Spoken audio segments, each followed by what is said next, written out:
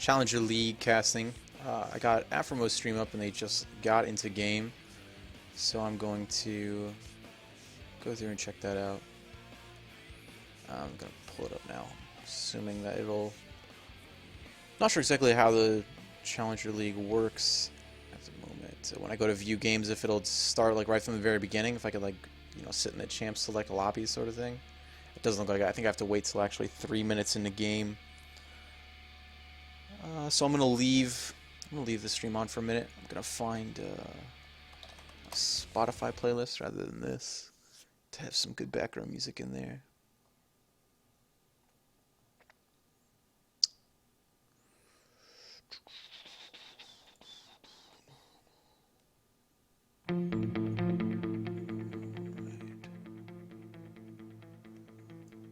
Alright, so I have some good background music going.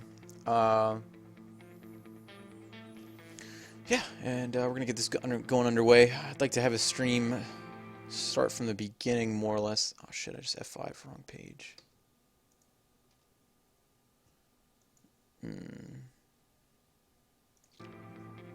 Oh well. Anyway, they just got into the game. Right now it's Afromoo and OG Double G. I'm not exactly sure who that is. But they got Peck and Wolf on their team too. Peck and Wolf has played on... I believe he made a small stint on TDK. But I know he's been around in the Challenger scene for quite a bit. For quite a while, ever since, you know, I started watching back in, you know, like 2012 or something like that. So he's a guy that's been around for quite a bit. Should be a good game to watch.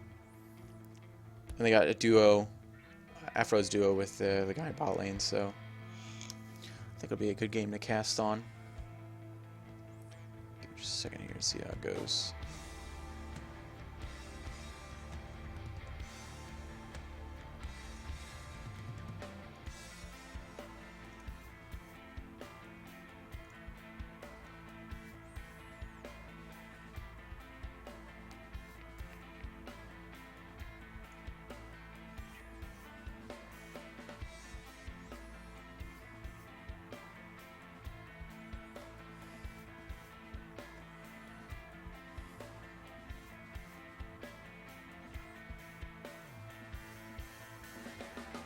Got about another 40 seconds until they're at the 3-minute mark. And then I'm guessing I'm going to be able to get the stream up going then.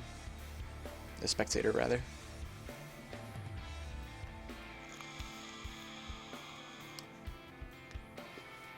Because really, what could be more exhilarating to cast than NA solo queue? No memes intended.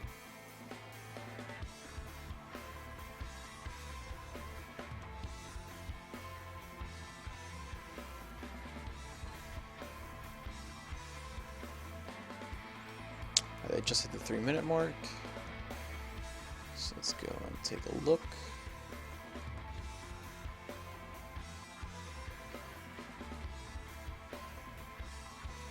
There it is. Oh, look at that. Let's get it on the front page of all LSI as well.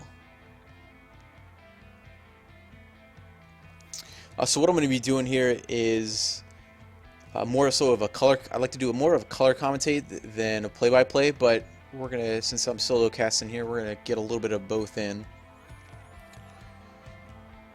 We got on the blue side, Afromoo and OG Double G are duo queue for the bot lane. Peck and Wolf there in mid. Another high challenger player has been in the scene for quite a bit. USG Enti top lane in Mundo, and Chelly 2 in Italy. Two guys I've never really heard of. But that's not to say that they couldn't be pretty good players. On the red side, we got Cake on Tristana, K the Lost King, bring up the bot lane, and Shen. Body Drop is in the top lane with the top lane Morgana, and Zed is God on Zed. So a solo queue Zed player is going to be something that is probably going to be one to watch for the big plays. But Peck and Wolf, he's no Messiah, but a pretty interesting player nonetheless. Let's organize this a little bit down here. Oops. Alright. So start off in the bot lane with Misfortune, or excuse me, Double G and Aphromoo taking the Gromp camp. Giving them, they missed a little bit of CS, but the level difference from the that camps give them gives them that early level 2, which allows them to go a little aggressive in lane, and Shen really pays for that. In top lane here, it's going to be really more of a farm fest with body drop. Let's see. Yeah, I forgot the spectators doesn't show the Keystone Masteries yet. I'm going to assume that body drop took the Thunderlords on. Oh wow, quite a little blunder there from old Shelly. Nidalee's a really safe jungle too, so it's really strange for them to actually take a death into the jungle. But and then again, we've got Sansprail here is going to take the opportunity in order to jump in the lane and get some damage put down, since he knows he's not going to have any possibility of a counter gank coming in with Nidalee just dying. And spots out the Pink Warden in lane right there. And you notice that when Sansprail made his gank into mid, he threw his ward down to get right next to Peckinwolf and throw down the cripple first before actually throwing down his Sonic Wave. And that is definitely critical as far as Lee Sin ganks go, because you want to make sure you get the slow off first before you actually get in there and try to make the Q. It really just makes it tons easier. The bot lane, now we got, of course, Aphromoo is carrying the lane. Them down there with the CS lead already at 3 minutes in, having that ridiculous of a lead. Shen makes a really bad play there and tries to get Aphro taunted underneath the turret, but he's just not able to. Shelly makes a return out of the jungle to get in there. Met by some opposition by Sansprail, still hanging out in mid. And not able to capitalize with body drop moving in on the play. Still some decent damage. What this is going to do is still going to put Zed out of lane. More than like, I doubt he'll come back into lane with that low a CS. Because Peckinwolf's blue cards is really going to keep him mana sustained in lane. And Zed is just not at the point right now where he's able to take down that much damage on him without, you know, catching a gold card and dying. So it's going to send Zed back with a slight CS deficit. And it looks like it's going to put the blue team here in a lead by almost 1k, really just on CS alone, by each lane really winning out individually. So we'll see if the red side can really make a comeback on that. It's still really early in the game. It's hard to tell. Shelly doing a little bit of, since Lee Sin was involved in that last engage, he's going to know that he had to go back and not going to be able to do much in the jungle, especially with double buffs on Nidalee and Lee Sin. I'm pretty sure his buffs, he only had red buff in that last engage. So he would have known that those buffs were soon to be running out, which is why he made, with the blue buff already run out, he was able to make the call in order to go into his jungle and grab that. Right now, roaming on Aphromoo with Bard. The Bard roams are incredibly easy to do if you time them with the chimes on the map. His movement speed is makes it really easy for him to make plays across the map. Now we'll see if they can make a come behind gank here. I believe they're going to try to put the tunnel right through here. There it is, just off to the side. He's able to get the stun on a Tristana. Get some damage down. Probably would have been best in order to put that onto the Shen with limited mobility by his jump. You see Lee Sin here is really the king of the early game, putting down all kinds of damage. And in that last engage, they really weren't able to get a lot done on red side with only Lee Sin going in. And honestly, Shen probably took even more damage than he really can afford at this point in the lane with them being so far behind. Oh man, and that MF damage coming out. There's really nothing you can do bot side early game with OG Double G being able to get the farm advantage in the early BF sword.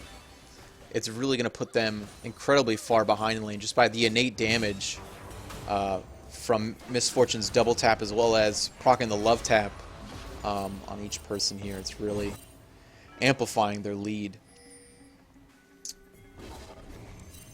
Peckinwolf heading back into the mid lane. The CS is evened out with him trying to roam in the jungle and not really getting a lot done. See some kills coming out bot lane from OG Double G. And Red Side is able to turn that back around with the Morgana teleport. Now, we missed the first half of that play, but what I'm assuming happened is Double G and Aphromoo made the engage, were able to get Shen low enough and went in for the kill, and they took that time. Even with Morgana teleporting in, they had to they had fully committed rather into the engage and had to use that time to get in there and really make that happen. Oh man, Peckinwolf pulling out the blue card. Reginald, is that you?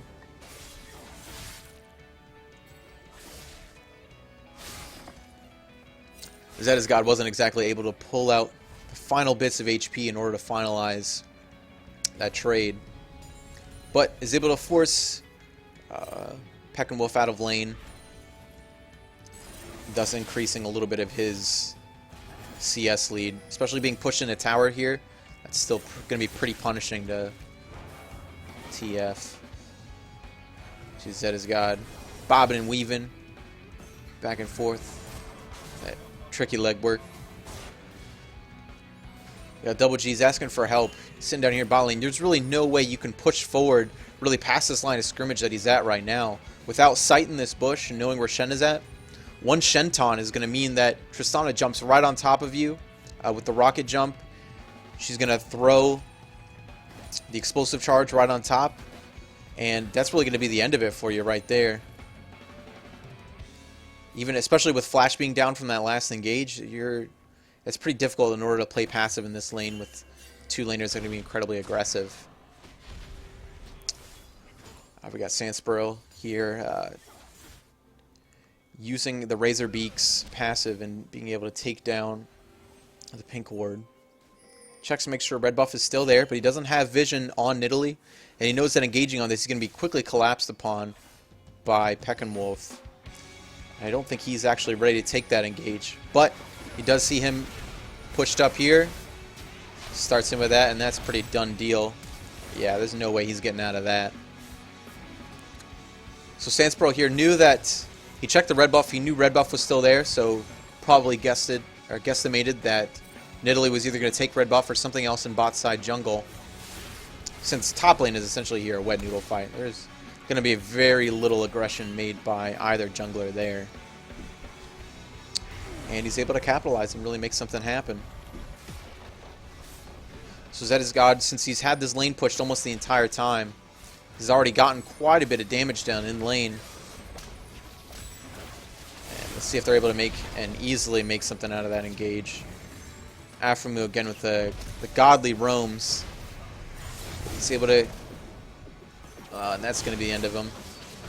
There's no way Zed was getting out of that one. There we go. And on top of the gold card there from Sandsparrow, Nidalee's able to land her spear. All the skill shots are able to land on there. The ignite coming out from Aphromoo, and that's going to take Shen down. And hopefully even up a little bit of this mid lane deficit. So, we have the famous creep block, where creeps are blocking themselves now. Not able to re-attack and take the whole tower because he knows by this time that Lee Sin is up. And he can't really stay that far ahead, especially with no mana and half HP. Lee Sin doesn't have ultimate yet. Excuse me, he does. Jeez, that cooldown way too short. But he knows to go back into lane and just start to finish that Rod of Ages. He really needs to get... He's already almost behind on this Rod of Ages. He has to have it finished by at least 15 minutes in order to really make it... make full use out of it in this game. He's really hoping that the Mundo is going to be able to stall it out long enough for them to make something happen. They do a quick lane swap here with MF really coming behind enough.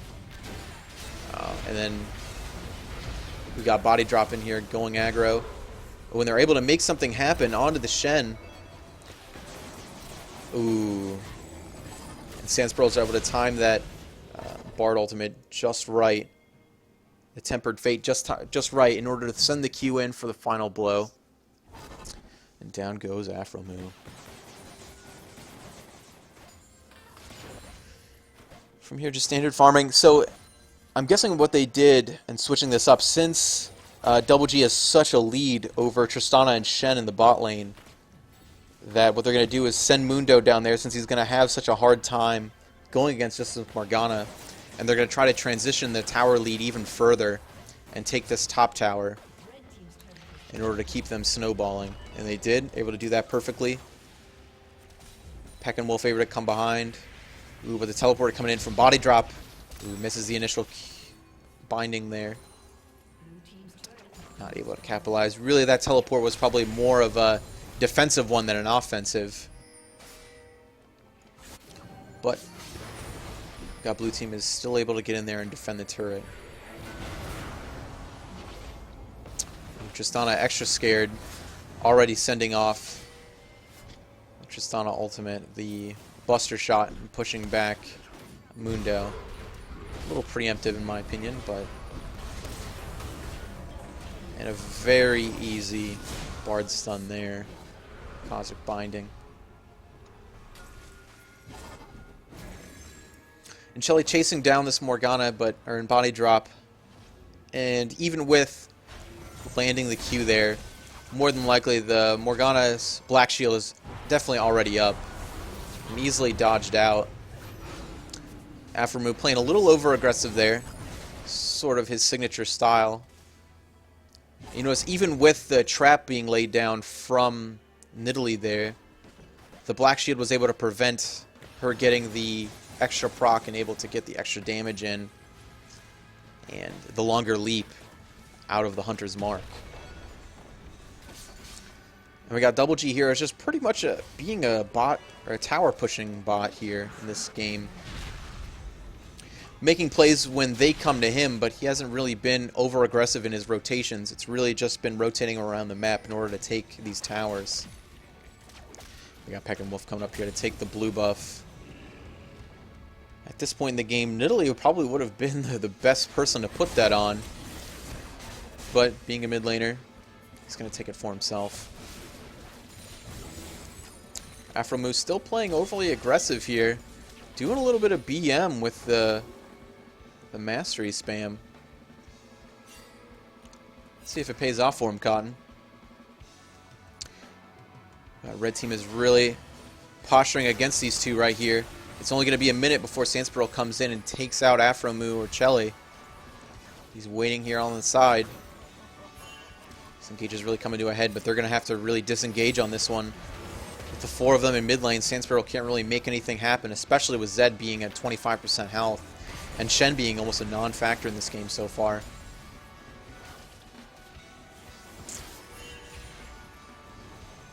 The Ghostblade isn't going to be quite all the damage that they're going to need out of Zed in order to really 100-0 somebody here on blue side.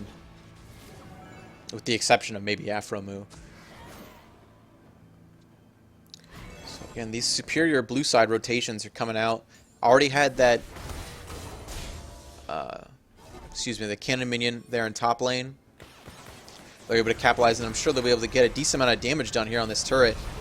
Not only that, but they're going to go ahead and dive body drop. With Shen coming in, this might be a little over-aggressive. Look at that. The perfect tempered fate coming out from our boy Aphromoo, of course. Ooh. Double G overestimated the damage and forgot about the heal.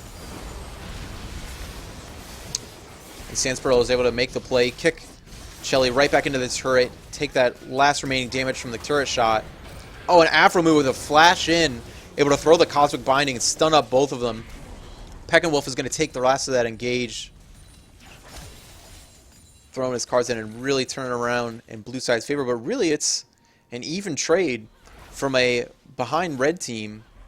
They're able to make something happen there and defend the turret with minimal damage. Much less than I would have expected coming out with the proper wave management coming out of blue side. Peck and Wolf acted like he was going to stick around there, but it really wouldn't be best.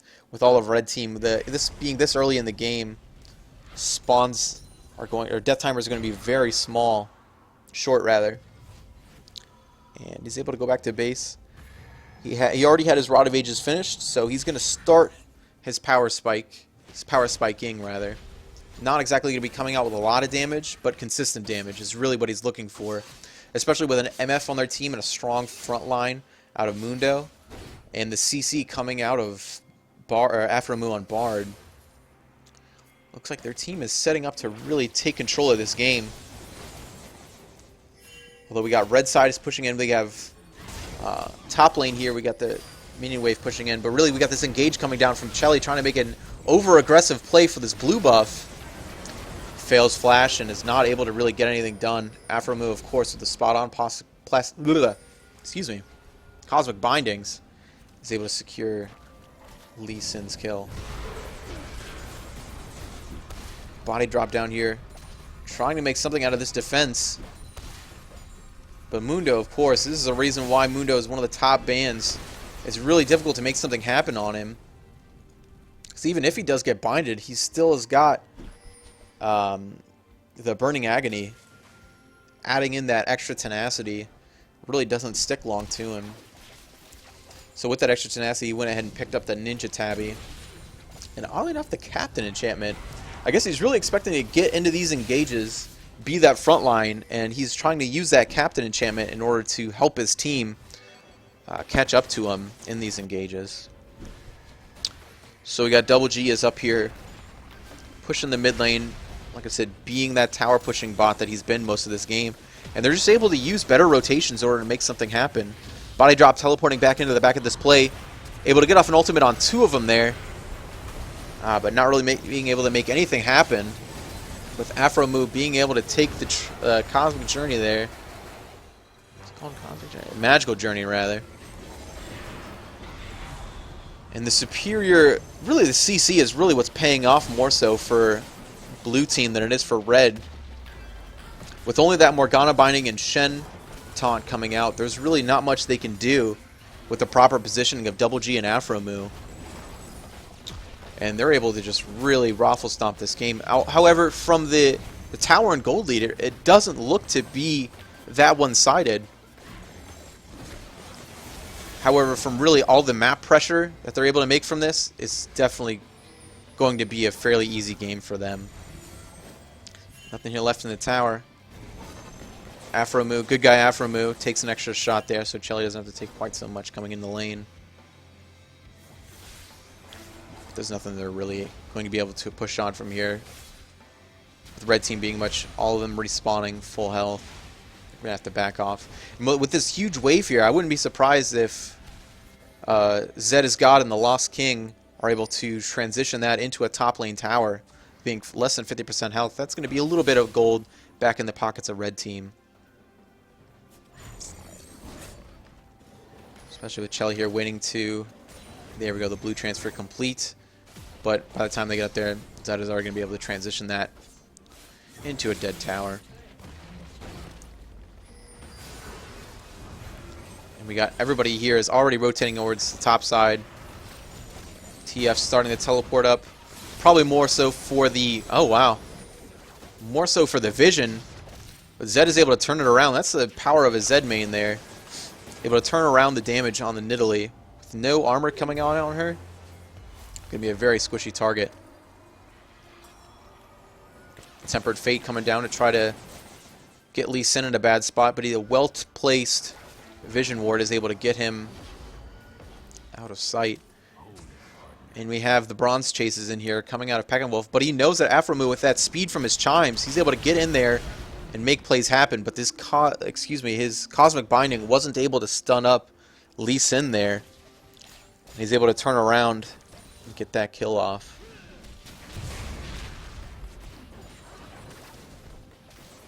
Sansparil here is trying to move out, get away from Peckenwolf, and he's able to do so.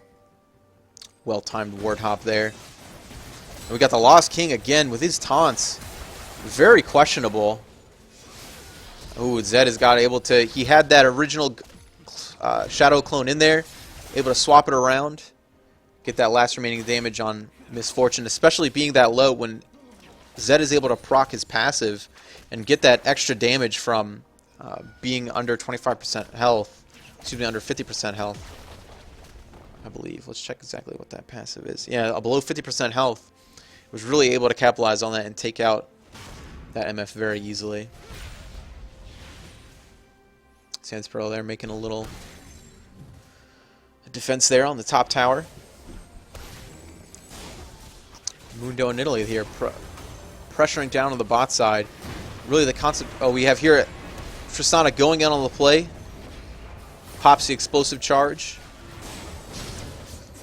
Looks like Shen is the only one that takes the Cosmic Binding in, or the Magical Journey. And Aphromoo trying to troll for as long as possible and stay alive. Really just wasting the time of red team. But they're able to come back and pick up kills on Chelly as well as Aphromoo on Bard. Trying to make the best out of their time now. It's like only the second dragon of the game at 22 minutes. It's going to be picked up, started by red side here. Peckenwolf coming in for a little bit of a distraction. Really out of position here. And we got, of course, the Ward Hop in. He's able to do the most damage. Wow. The MF ult just completely decimating the Lee Sin there.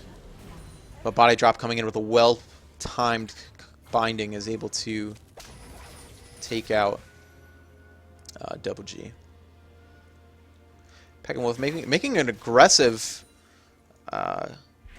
Destiny call, going in there to try and really, he was probably more so going for Tristana than he was for the Morgana play. But I'm sure he knew that going in that far into red side's jungle was really going to spell certain death for him. So he went for the least aggressive play and just got some cards down on Morgana and got the heck out of dodge. So since Peckenwolf was able to stop that last dragon, Chelly is able to come through and finish it out. With all this, his aggressive build here, starting the Rod of Ages, and it looks like now possibly moving into a Rylai's, would be what I'd assume. Could even transition that into a Luden's Echo. Here with his engagers, just catch out. Lost King is just really having trouble with his positioning in this game. And he's really just not able to make the most out of his taunts. But we have Zed as God coming in the back. And is able to do tons of damage. And take out that Nidalee with pretty much just a couple abilities and auto attacks. And the ult is really going to secure Double G there on Misfortune. And Peckenwolf may have overestimated his damage there, trying to make an engage on Tristana. But with just the auto attacks being rained down and a well-timed binding coming out of Morgana, they're able to take him down much faster than he can put out any sort of damage. Because really going for that Rod of Ages build, he's not going to have that burst that really a Twisted Fate is going to need in these engages. So over a long-lasting engage, Tristana is going to win every time. Especially now that he's got his Infinity Edge and the Rapid Fire Cannon. The damage coming out of Tristana is really starting to amp up. After he's able to finish what I'm going to assume is probably just Boots 2, and then probably transition into a Bloodthirster. I highly doubt that he'll itemize a Blade of the Rune King just for Mundo. However, they do have Dr. Mundo with Sunfire Cape, as well as the Rod of Ages on Nidalee and the Rod of Ages on Twisted Fate. Maybe a Blade of the Rune King wouldn't even be the worst choice right here, with the amount of health stacking coming out of Red Team. Looks like we got Lee Sin getting himself in a little bit of a pickle, but he knows that just one ward jump is going to be able to get him out.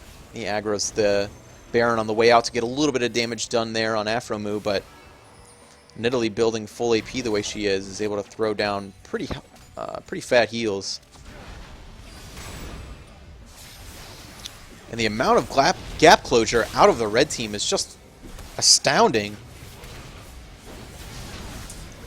We have this engage here. Will allow the time. I do believe that actually did stunt the health regen coming out of Mundo. Him being untargetable also made him not get any of the last half of his ultimate, any of the health regen. And it looks like we finally have some Spark Game coming here out of red team.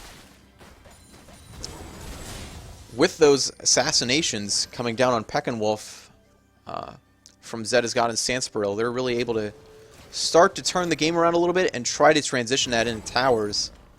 But really the wave clear that's going to come out of the Misfortune as well as Peckenwolf is really going to make this difficult for the counter engages out of red side. Now, after the last, so I'll call that a win for red side. They're gonna go back, recoup, get some gold coming out of it, and I actually looked over this. The Magi Soul Stealer coming out of body drop. He knows that he's pretty much going to be unkillable for the most part, without, with the exception of maybe a bad engage. And it looks like I was wrong. The Tempered Fate does actually still allow Mundo his health regen from his ultimate there. From the sadism. And a well-timed heal is able to save Mundo. Don't think it actually would have killed him, but a good just-in-case sort of thing. We got red team is really aggressively posturing, and Zed caught out. Only thing he could do right there was really stick his ultimate in there. And he's able to, Sandspearl was able to use the last half of the Zed ultimate as well as the Sonic Wave. And able to finish off, the Resonating Strike is able to finish off the Misfortune. And they sort of make a little something out of nothing there. Great job out of red team in order to capitalize on that. Afro move really caught out right here. That's interesting. A Resonating Strike halfway through. A Magical Journey sort of spits him out halfway through. And looks like red team sort of just get distracted on those kills. Really, they had a full wave there in mid lane. With the Tristana pushing power, really, they could have made a whole lot out of that. Body Drop is able to dodge that last spear there from the Javelin toss from Nidalee. And able to get out of that engage. So red team make it out with no casualties. But not able to transition that into towers into a global gold lead like they really need out of this. However, they have caught up quite a bit. You remember they were 10k behind a little over 10 minutes ago. And they've evened that up to being over a little less than a 3k gold deficit.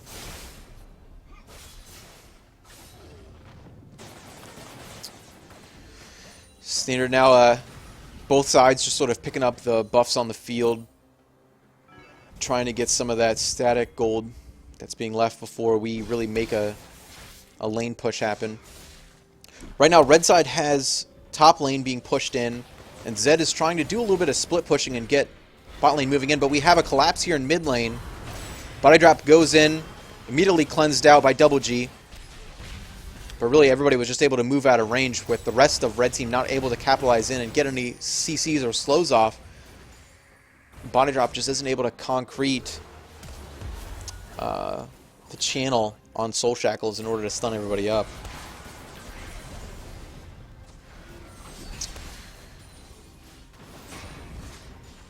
And we got all of red team here posturing towards mid lane.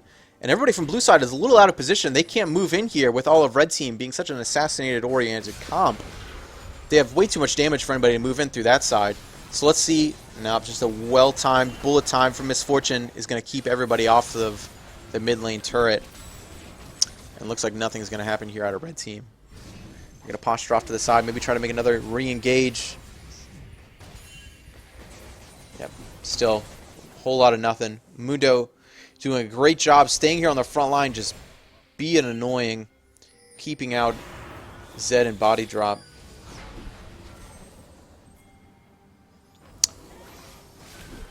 Looks like still posturing from the side here is red team, trying to make something happen. Really, they're just looking for that clutch Morgana binding to really make something happen. But here we got Mundo going in aggressive here on Sandspearl and Lee Sin. He still has got the sadism running. He had to flash out, afraid from the counter engage from Zed. Being low health like that with the sadism running, he knows that he can go in there and completely take him out. But all this posturing from the side is going to take down quite a bit of damage from red team. Pretty soon they're going to have to abandon this. Oh, but not before. Oh, Peckinwolf makes a very good Zhonya's Hourglass there. And just the overall raw damage from red team is able to turn that engage around. And they're able to take the rest of everybody out. Peckinwolf with a good flash there to get out of any possible binding or resonating strike that might come through.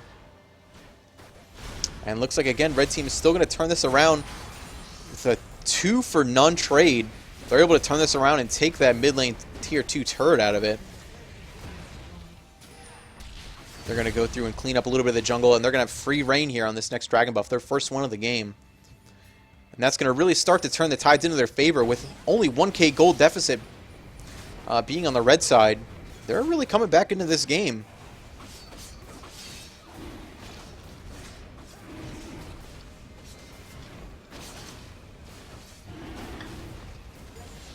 And easily picked up here by the red side. And we'll take a look at some of these item builds here.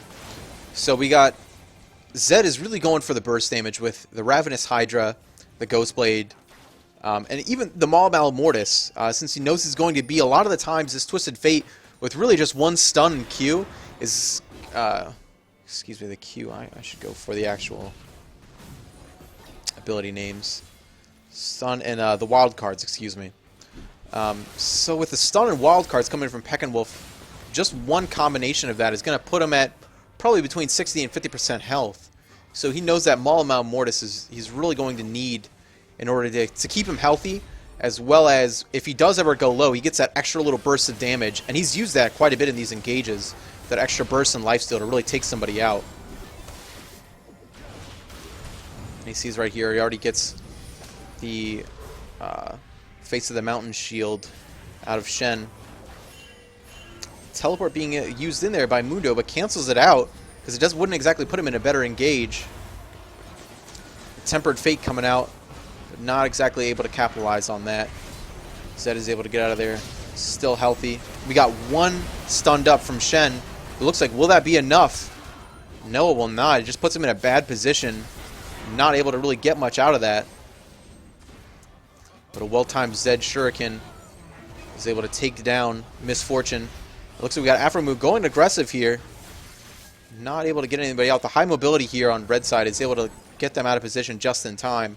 And with 4 being up on the red side, they're going to go for this risky Baron. With the assassinations and the possible steals coming out of Sanspearl and Lee Sin, this may turn out to be a questionable call. Especially with the sustained damage not really coming out of blue side. We really only have Nidalee for the majority of the damage here.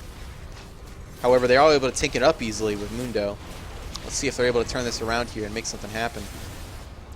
Nope, there's Chelly going down. They have to abandon this already. And Zed coming in and just cleaning up and assassinating everybody. There it is. That's everybody gone. Now with red team's jungler being up, the tank coming out of the tank coming out of Shen, and the Zed damage are able to finish off the Baron buff fairly decisively. And there goes the final sweep, starting to move back into red team's favor with only 600 gold being behind. This is looking like blue team is just really all over the place, not able to find a good engage and really able to turn something back onto red team. They're just staying to the side and really coming in with those counter engages, as well as using the assassinations from Zed as God and the combination of Sanspearl and Lee Sin. They're just able to really turn the tide of this game and make something happen. That's really the joy of solo queue, not being able to stay really focused in team fights and not really being able to position yourself good for these engages. They're just using the assassination power from these two champions to really turn the tide of this game. Looks like Sanspearl just going in for a little bit of poke there on Mundo, trying to make something happen. Oh, wow. The assassination attempt coming out of Zed, and he's able to, wow, completely burst Mundo out right there. Really unexpected, considering the Last Whisper isn't even finished. He used only the Black Cleaver armor penetration, and he got through a Thornmail as well as a Sunfire Cape in order to completely take out Dr. Mundo there. And red team is able to make, with the siege coming out of Tristana, yeah, there's no way that this tower isn't going to fall. Even the bullet time isn't really able to save them, and they were too far out of range to really get in there and take the full duration of it. Cake was able to just walk out of range. And it was a desperate attempt in order to save the tower, but just not able to do it with Baroned up minions, and a Tristana pushing power is able to push down the tower, and looks like now red team is going to take the lead, the gold lead on that. I'll take a look here at some of the item builds. Lee Sin going with the Tracker's Knife, of course, for that extra warding, the ward hops and all that. Oh, wow. And Play to Play attempted to come out of body drop, got him with the binding, but the Soul Shackles was immediately, excuse me, the binding was immediately QSS'd out. And there we go. Cake able to come in and take off the final bit of damage with the Buster Shot and cement that kill there on no way Aphromoo is going to make it out of that explosive charge. It's going to take him out the rest of the way. Look at that. We got body drop there. Just able with it on the assist and some of those last hitting with his Cosmic Bindings. Excuse me, not Cosmic Bindings. That's Bard, not her. Dark Binding, rather. A little bit, still not as cosmic, but just a little darker. We got Sansbro here trying to make the Insect onto Peckinwolf, but finds a different target instead and decides to try to make something happen on Peckinwolf. And ooh, that very clutch Dark Binding is going to take out Peckinwolf, and that's the game. Turn around so easily with that phenomenal early game coming out of blue team. All the assassinations and pushing power coming out is able to turn it around, and red team takes the win here. Very impressive play coming out, and really highlighting that this is a solo queue experience, and really the solo queue assassinated oriented champions and all that is able to turn the tides of this game. We'll take a look at some of these item builds here and see what really went wrong. I think one of the main things that really turned the tide here is this Twisted Fate build into the Rod of Ages.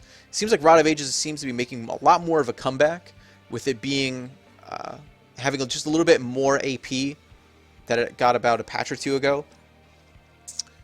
And with all of the health and things like that, Peckinwolf was really trying to stave off the assassinations coming out of Zed.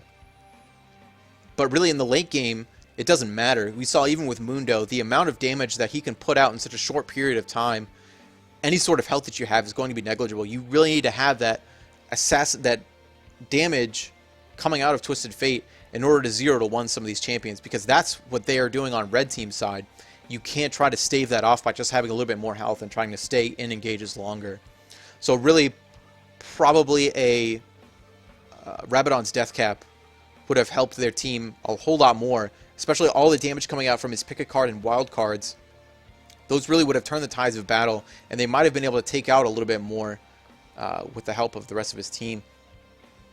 Nidalee going for a really aggressive jungle build with the Zhonya's Hourglass and the Rod of Ages. Rod of Ages, probably a staple from the Nidalee jungle for going an offensively defensive build, a little bit more offensive oriented.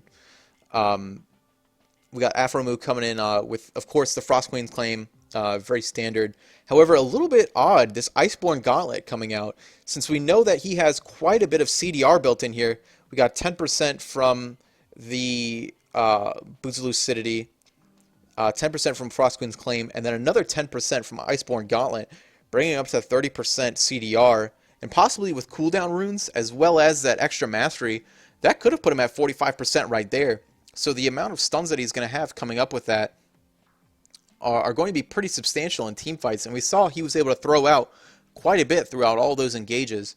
However, with Tristana being able to stay so far in the back line, and their front line being so up in their face with the Shen, the Lee Sin, as well as the Zed, he's just not able to, those stuns aren't just going to be as influential as you would really hope to have coming out of a Bard. Really, the team comp here is just not so much for a Bard. Misfortune, of course, able to stay in the backline. Of course, reflecting in her score, able to do so well, since staying in the backline, just being able to throw down those bullet times and those well-placed double-ups, able to get a decent amount of damage into team fights. But without the protection, she really wasn't able to do a whole lot late game. And out of Mundo, really nothing of note out of here. Standard build, except for that Captain enchantment. Although wasn't really able to play that, since once he had Captain, that was really when the game started to snowball on the side of red team, and most of the time, only thing that Captain would have been doing for him was to help his team run out of fights, rather than running into him, which I believe is the way it was intended. Body drop out of this Morgana, able to capitalize on that Soul Stealer. He knew that with a Rod of Ages, as well as the Frost Queen's Claim and Zhonya's, he was going to be fairly safe in most engages, able to slow people up with the Frost Queen's Claim to either get out of a fight or slow someone down enough for the Dark Binding. he was able to use that Magi Soul Stealer, and I believe at the end of the game he probably got to 25 stacks. Last we had checked, he had about 21.